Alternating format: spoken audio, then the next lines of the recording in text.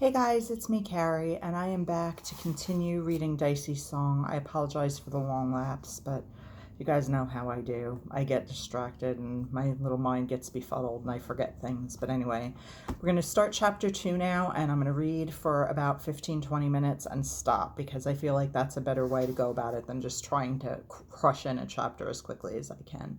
And that way the videos won't be too long for you guys. So anyway, maybe we'll cap it at 15 minutes from now on. Okay, here we go. Dicey swallowed back a yawn and looked out the window. It was close and hot in the classroom, just like every other classroom she had ever been in. The windows were open, the temperature was almost 90. The grass on the front lawn of the old brick school building was dry and brown. The building, which housed all the grades from 7 through 12, had been built like a double-decker U. From her window, Dicey could see the front entrance, the long sidewalk, and the empty street. No breeze stirred the leaves on the big oaks that marked the front of the schoolyard. Their leaves drooped down, dispirited by the heat, and hung there. Like dogs' tongues, Dicey thought, and pictured the tree panting with many tiny tongues, maybe even dripping saliva the way a dog's would. She felt a smile wash over her face. Sorry, I have broccoli in my teeth. Lazily, she brought her eyes back into the classroom. Like every classroom she had ever been in, it had long, many-paned windows and a wall of green chalkboard at the front. At the back was a wall of bulletin board, so close behind her she could reach back and touch it if she wanted to. The students' desks made a square, 6 by 6, and Dicey was sitting where she always did, back in the far left-hand corner next to the windows. Her desk had a kind of tray attached to it to write on, and a rack under the seat for her books. She had an English textbook open in front of her, and the teacher, Mr. Chappell, was introducing the next unit of study. They'd spent the first 3 weeks on diagramming, and now they were going to read some stories. Dicey was sorry the diagramming was finished. She liked the precision of it. Besides, it was easy. Conflict was written on the board in Mr. Chappell's square printing. Sorry, I don't know what that bang was. He couldn't write on a straight line. He was young and skinny and had carroty red hair that he kept trying to brush flat with his hands, but it always popped back up. He always wore a suit and tie.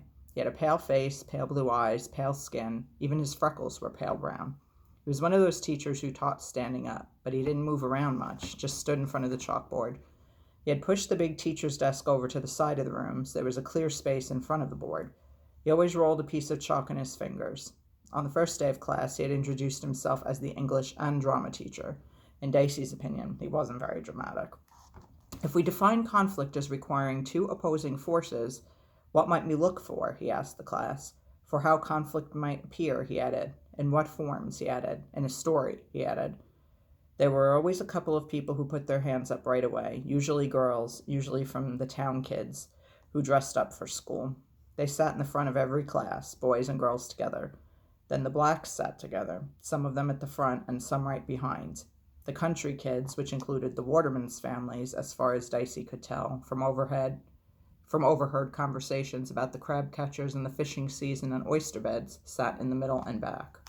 Nobody sat near Dicey, who sat alone. She scratched at the shoulder of her t-shirt and waited to hear how stupid the answers to the question would be. There was only one other person in the class who thought of interesting answers, and that was a black girl who sat in the front row, diagonally across from Dicey. This girl usually waited until all the stupid guesses had been made before she raised her hand. Dicey never raised her hand, but if Mr. Chappell asked, she'd answer. The black girl looked about 18, with a full bosom and long muscular legs and round hips. She wore a denim jumper, the same kind some of the town girls wore, and different blouses and stockings with low-heeled shoes. Her hair was a short afro and her face looked lively. The eyes especially, dark brown and liquid, but also her mouth, which was always moving since she had a lot of friends. Most often she was talking or laughing. Wilhelmina was her name. Every now and then this Wilhelmina would catch Dicey's eye in class. They had 3 classes together, English and home ec and science, and Dicey wondered what she was thinking then, wondered if she wasn't thinking something interesting. Dicey leaned back and waited to see what the answers to Mr. Chappell's question would be.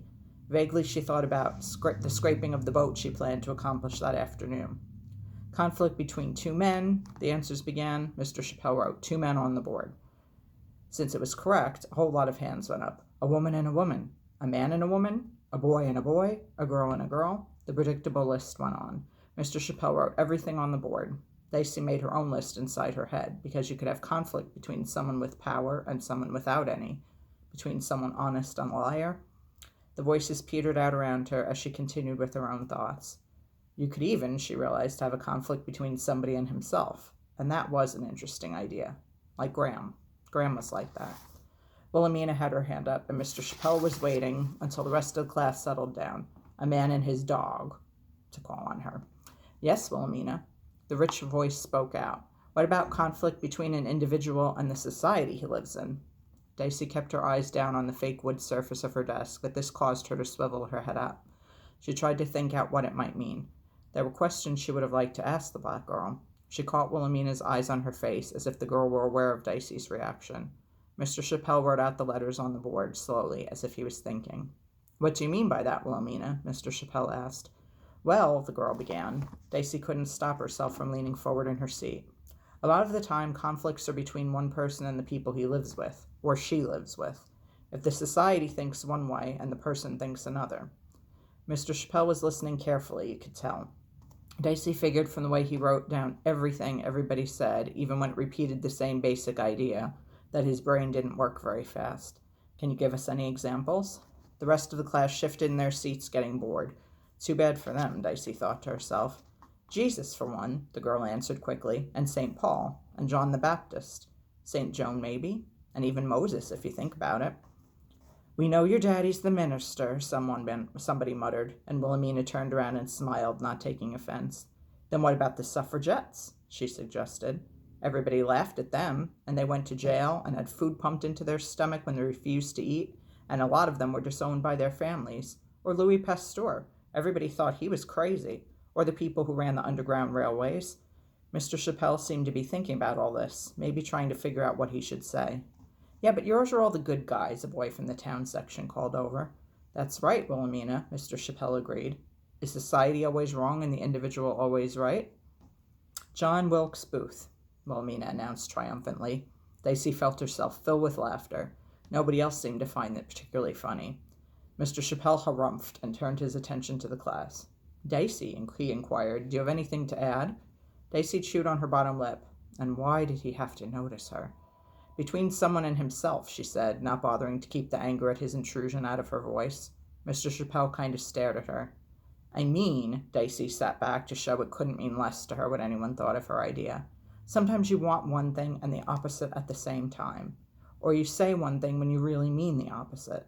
Or there's something you want to do and something you have to do. She was getting warmed up and she liked her idea. One of the town girls interrupted. Like there are two boys and you like them both, she said, then giggled. Dicey closed her eyes briefly, then turned her attention back outside. If she hadn't just then, she would have missed seeing the straight-backed figure emerge from the main doors with a clumsy purse over its shoulder. Graham. Dicey couldn't mistake the high carriage of the chin or the unkempt curly gray hair. But her meeting about Maybeth wasn't until 3:15. What was Graham doing at Dicey's school? Mr. Chappelle, figuring, Dicey guessed, that the argument about whether or not you could like two boys best at the same time had gone on long enough, called on them to open their textbooks and start reading aloud the story that would be their homework. He told them which questions at the end they were supposed to write answers to, and then called on someone to read, one of the worst readers in the class, who stumbled over any word more than 2 syllables long and made sentences sound senseless because he never paid any attention to punctuation. People groaned and muttered to one another. Dicey looked quickly at the clock behind her. Only 10 more minutes. One more class after this. The bike rack was out behind the school building by the parking lot. Dicey hurried out as soon as the bell released her from home ec class. Who cared about the right way to pin up a hem? And she didn't have any skirts anyway. She was one of the first out, but not the first. A boy sat on the low concrete wall playing a guitar. He had black hair and wore a blue work shirt with its sleeves rolled up. He was playing a melody Dicey didn't know. Dicey had never seen this boy before. He looked like an upperclassman, maybe a junior or senior. She stopped for a minute to listen because it sounded so good to her. His fingers continued playing the song, even though he sensed Dicey and looked up at her. He had wide gray eyes and dark, straight eyebrows and a straight mouth. His thin face had a light tan. His eyes questioned Dicey. I never heard that song, she said, to explain why she was standing, staring. He started to sing in a thin, soft voice. When first unto this country a stranger I came, and I His voice held the note high and round for 3 beats. Ted, a young girl, and Nancy was her name. He kept singing, and Dicey kept listening, trying to memorize the melody, while the song told the story of how the man was rejected by the girl, and arrested and put in jail, and had a coat of many colors. What did that mean, a coat of many colors? Dicey hummed the melody inside her head, concentrating on it. When he finished, he strummed a couple of chords. "Have a sit, kid." Dicey shook her head and turned away. She heard the guitar begin another melody as she unlocked her bike and rode off downtown. That day, Dicey began on the shelves. She had done a quick surface dusting just so things wouldn't look so old the week before. Now she took a bucket of warm water and a sponge and began washing down the long shelves. Millie was behind the meat counter, cutting up a side of beef that had been delivered that morning. When Dicey said hello, she saw the huge knives and cleavers, the thick-bladed saw, all laid out on the butcher block table. Millie had wrapped a blood-stained apron around her. When she cut into the beef, she leaned all her weight against the knife, and the muscles worked in her arms. Millie's cuts were sure and straight. Even when she hacked at a bone with the cleaver, she always hit the same spot.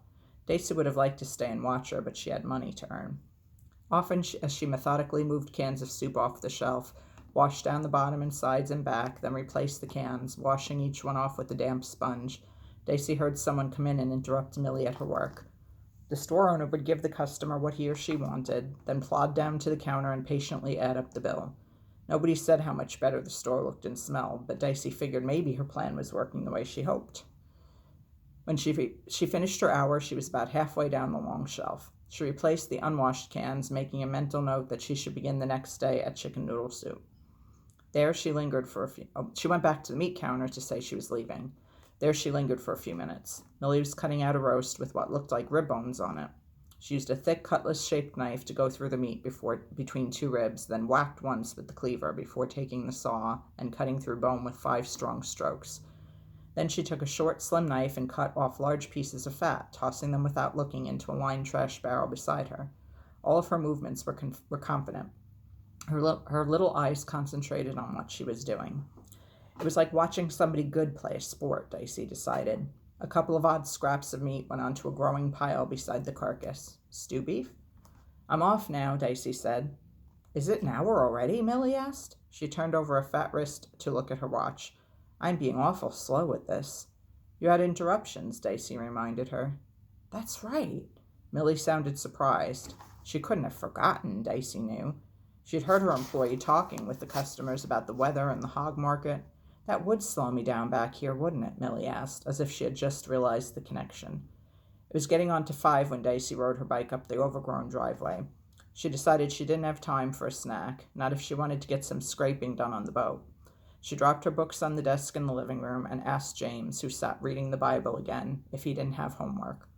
"Some, not much," he told her. Maybeth was in the kitchen with Graham, reading a list of vocabulary words aloud while Graham listened and peeled potatoes for supper.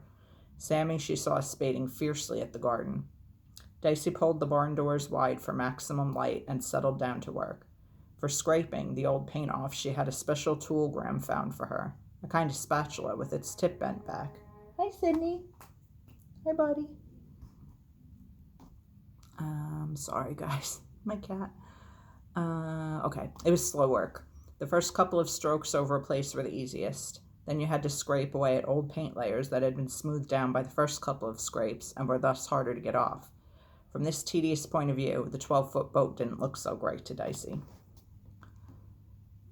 Oh, didn't look so little to Dicey, sorry. Sammy wandered in behind her. Dicey greeted him. He was carrying the shovel, and he cleaned it off with his hands before settling it back in its place against the dark wall. Dicey leaning her weight into her work, trying to find just the right amount of pressure so that she would scrape off paint without gouging the wood beneath, forgot he was there, until he spoke into her ear. "I can help." Dicey grunted and shook her head. "Why not?" "There's no tool," Dicey gave the first excuse she could think of. Sammy went to the workbench and began rummaging around. After a while he came to her again, holding a rat-tailed chisel. "What's this for?" Dicey didn't answer. "Dicey, do you know?" "Nope," Dicey said. "Better put it back." She heard him rummaging around behind her. With an angry sigh, she turned to see what he was doing. He was pulling out little drawers from the miniature cupboard where Graham stored nails and screws of different sizes. "Better not mess around with that." "Why not?" Sammy demanded, ready for a fight, and dropped one of the little drawers, scattering thin nails along the surface of the bench and onto the dirt floor. "Oh, Sammy," Dicey said. She only had a little time for this work, and she didn't want to have to interrupt it to help him pick up after himself. I'll fix it, Sammy told her. He bent down and began to pick up the nails from the floor. Don't get dirt or straw mixed in there, Dicey warned him. I won't, Sammy said. I said I'd pick it up. Dicey turned her attention back to the job, but she couldn't concentrate because she was waiting for the sound Sammy would make, putting the little drawer back in, so she could take a quick look to be sure he cleaned off all the nails before replacing them. Sammy seemed to understand that because he brought the little drawer over for her to check it. She nodded and he went away again. She heard him climbing around. What are you doing? She demanded. Bet you can't see me, he answered. Dicey looked around quickly, and she couldn't. Come on, Sammy, she pleaded. I told you, he said, pleased with himself. Dicey felt anger spurt up her spine. Wherever you are, get back where I can see you, she said, tossing the scraper into the ground like a jackknife. I've about had it, you hear me? There's almost no time for me to work on the boat, and you're interrupting me. You know the lofts aren't safe to play in. Sammy stepped out of the shadows beside an old stall. He looked chastened and sulky. We didn't know that. We just haven't checked them yet. You said you'd check them, he reminded her. I will, Dicey told him, bending down to fetch the scraper, wiping it clean on her pants. I will, but not right now. Please, Sammy? She felt desperate. All right, we're going to stop right there, guys, because we're at about 16 minutes now, and I will be back with the rest of part 2, hopefully sooner than later. Today's Tuesday, and my husband and I are going to be out of town from Friday until Monday, at least mid-afternoon, so I will not be shooting videos then unless I shoot them from Pennsylvania, where we are going for a little belated anniversary trip to hang with some friends. So I will try to get another chapter read before then. I can't promise, but anyway, I hope you're enjoying the book, and I will be back soon with more stuff, guys. Thanks. Bye.